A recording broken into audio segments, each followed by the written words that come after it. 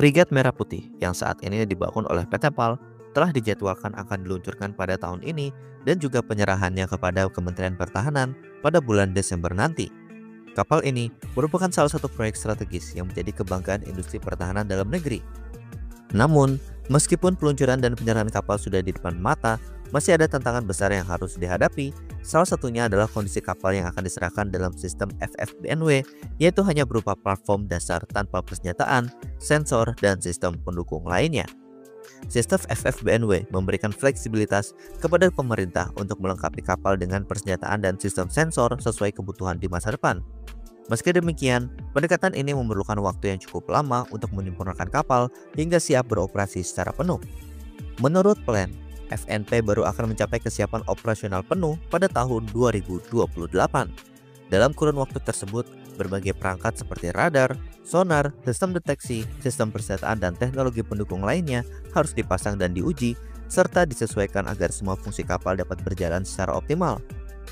Waktu yang diperlukan untuk melengkapi Fregat Merah Putih juga mencakup serangkaian pengujian intensif. Pengetesan ini sangat penting untuk memastikan setiap komponen bekerja sesuai standar yang diharapkan.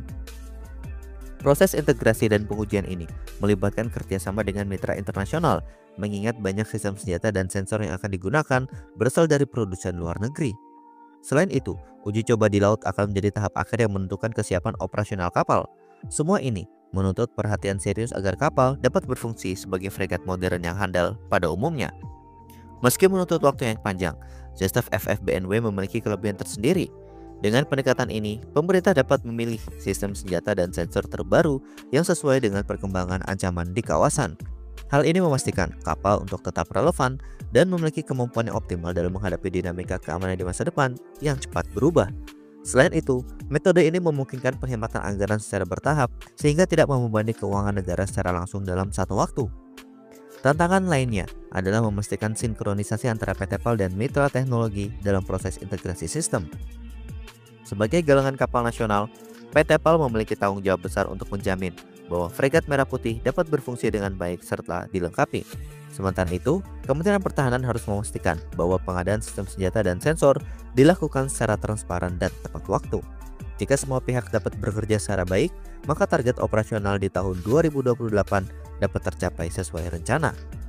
Dengan semua tantangan tersebut, Fregat Merah Putih tetap menjadi simbol kemajuan industri pertahanan dalam negeri. Meskipun proses hingga operasional penuh membutuhkan waktu, proyek ini mencerminkan upaya nyata Indonesia untuk mandiri dalam pengembangan alutsista modern. Nah, bagaimana menurut kalian?